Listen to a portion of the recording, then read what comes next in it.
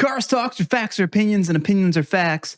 At one point, people jumped on my back because I happened to make a video about the new C8 Corvette that they didn't like. Come to find out, I wasn't wrong. You've all probably heard the stories, unfortunately, of new Z06s and Z01s bursting into flames while they're getting gas. Well, yeah, that's a huge problem, and it's probably just one of many that we're going to experience, unfortunately, because as much as I love Corvettes. You know, I'm not a Chevy guy per se, but I do love Corvettes. I always have, I always will. The Corvette is just one of those cars, right? But at the end of the day, it's still a General Motors product. And let's be real, General Motors doesn't have the best track record for you know, building good cars. I don't expect the new Corvette to be anything but a problem, and it's slowly starting to happen. Okay, so let me get into this real quick. Someone just getting gas in their car, and all of a sudden, Corvette getting gas. Holy, it turns into a fireball. Look at that. And that is exactly what this recall is for. GM issued a big recall because they definitely realized there's a problem, and it's a huge liability. So this is a voluntary recall, thankfully, because they don't want massive lawsuits because people are going to just burn to death and buildings are going to burn down because of their vehicles. Now, what is actually causing this particular issue? Well, first of all, this particular issue, as of now, only affects Z06 equipped Corvettes and the ZR1. The reason being is because both of those cars use different cooling systems. And I'm assuming that because the cooling systems are so much larger than on the E-Ray or the Stingray Vets, that they have to make adjustments to where the filler neck was and a couple other things, move stuff around to accommodate the space for the extra coolers. Okay, that's fine. Except, obviously, there was a design fault because evidently what is happening, if we look down here and read this part here, the problem stems from the left side radiator fan combination found in the LT6 and LT7 engines. In rare cases, excess fuel spilled into the fuel filler pocket can leak down onto an ignition source. Naturally, this causes a risk of fire. Yeah. So any bit of fuel that comes up through the filler neck, if it spills out, the pump doesn't stop in time, and any of that fuel drips down into this little pocket, it's right next to these very hot radiators. They're so hot that I guess they have no problem igniting the fuel vapor. And once you start at, game over, man. Once you light that fuel vapor, it's all over. So it says the fuel filler pocket is the only component affected by the recall, and every unit recalled will receive the fix. Well, what's the fix? GM's fix for effective Corvette Z06 and Z01 models involves installing an insert or a shield to divert fuel that may have spilled into the fuel filler pocket away from any ignition source. The fuel filler pocket is the only component affected by the recall, and every unit recalled will receive the fix. That's kind of crazy that was a foresight they did not consider when designing the vehicle. Will this shield help in future incidences where this could be a problem? Hopefully, because it's not fun to have your car burn down as you're filling it up. That's gonna be tough, especially when people are just getting their new ZR1s, 200 some thousand, and if they're crazy enough to pay over MSRP, you know, some people are gonna be paying $300,000+ for these cars. God forbid you go for your first fuel up at some janky gas station, it overfills, you got fuel leaking down in there, and then all of a sudden, poof, there goes your $300,000 car. The insurance company is not going to be very happy with you. And, well, so the thing is here, apparently all of these vehicles, a total of 23,656 Z01s and Z06s will receive as a stop sale. So any new inventory that hasn't already been sold won't be sold until this fix is done, until they install this shield. Now, hopefully, this shield is what they need to fix it.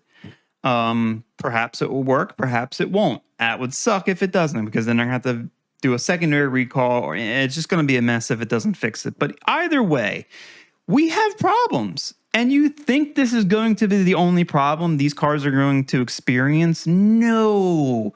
The DCTs in these cars have had problems already. You know, so many people have had issues with these cars, small parts here and there, you know, and stuff that would be covered under warranty nonetheless. But sometimes some of these parts aren't covered because they're considered wearable. And unless they can prove that the wearable part failed prematurely due to design defects, which is a very hard thing to do. Because manufacturers, they don't want to fix your car. They just want to sell you the car and you to be gone on your way and to come back for another. That's all they want. They don't want to have to spend money on fixing your car unless they feel like it's a huge liability, like this fire risk. If it's not a huge liability, they don't care. They're just going to let it ride out until something happens. And that's what they do. Let me pull up my video I made before. So this is the video I made before. Now, I will tell you that this video was intentionally crafted to be rage bait because I was testing something. I wanted to test the YouTube algorithm to see how rage bait content would work, if it would get more engagement. And well, it did. Not that I want to make rage bait content, but either way, it was a test. And once I realized how much negative feedback it was getting, I kind of axed the video. I set it to private so no one could see it because I didn't want the negative feedback on this channel. But since then, I've revived the video, put it as public because now all of a sudden it's relevant and it's correct. So here, 2025, and such a car exists.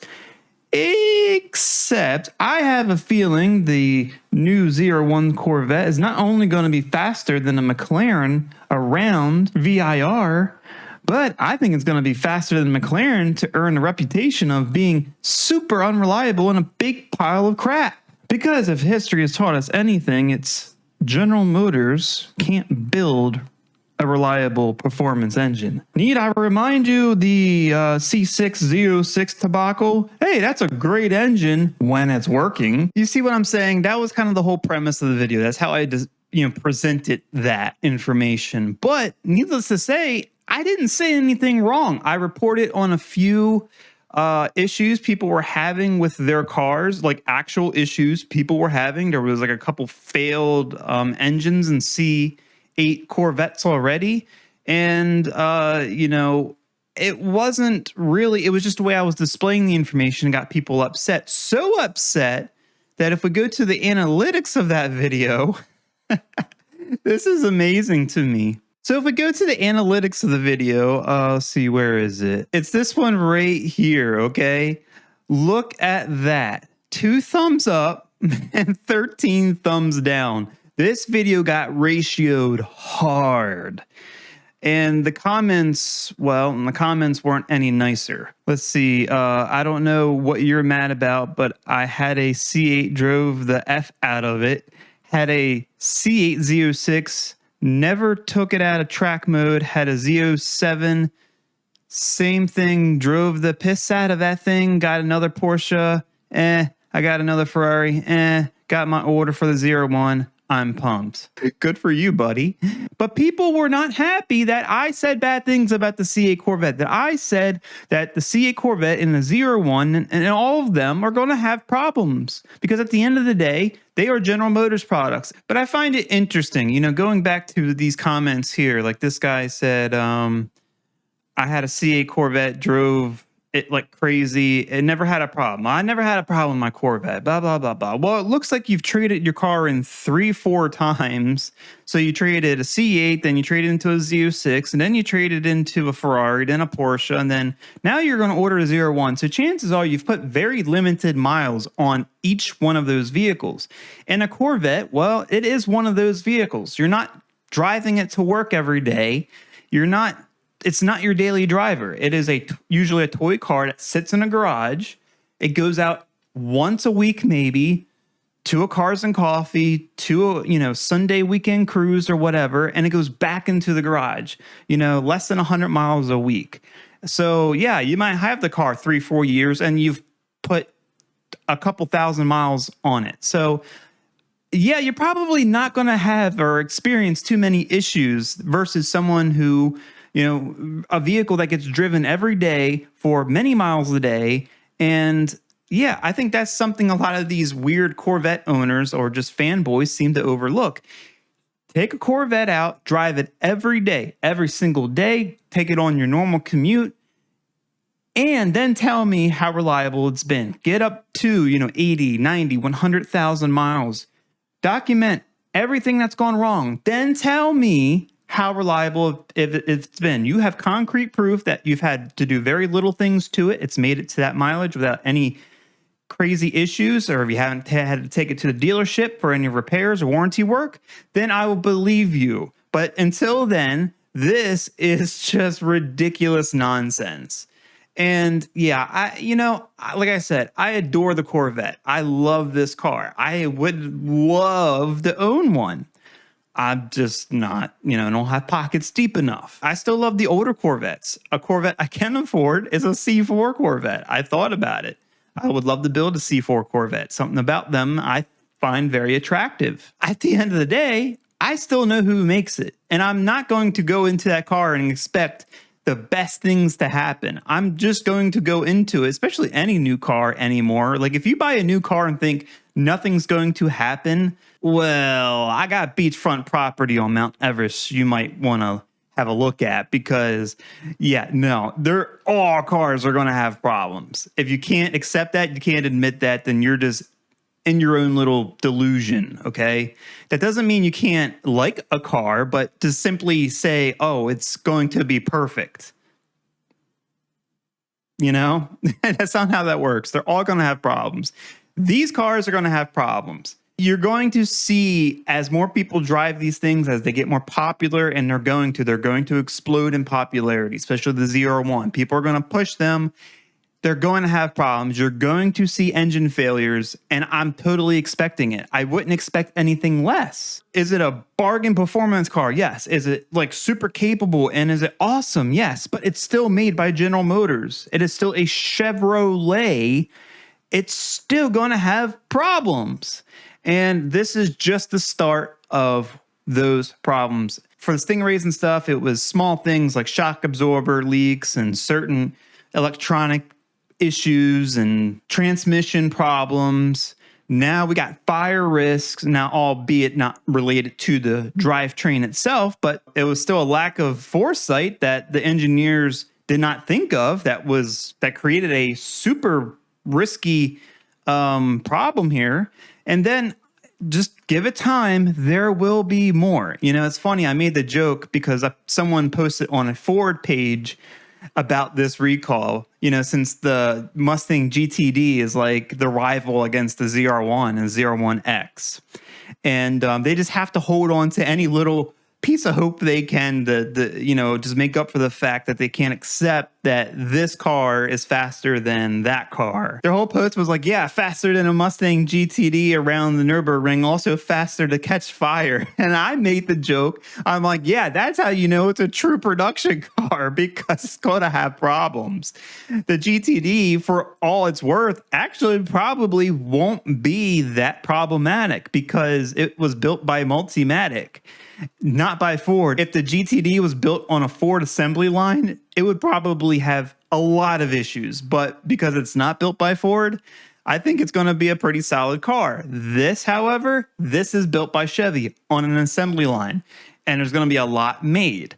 And that just means there's a lot of possibilities for problems coming from a manufacturer who is notorious for cutting corners in places they have no business cutting corners. So I don't know. That's all I got to say about that. It's a GM product. It's going to have problems. Can we still enjoy it? Can we still marvel over how good of a car it is? Yes, but let's not forget the fact it's still a Chevy. So that's all I got to say about that. Put your thoughts in the comments below. Otherwise, I'm going to wrap it up here for the video. If you like the video, please give it a thumbs up. Share with everyone you know. If you want to see more content like this and you haven't already, go ahead, subscribe to the channel. Keep a lookout for next Cars Talks video.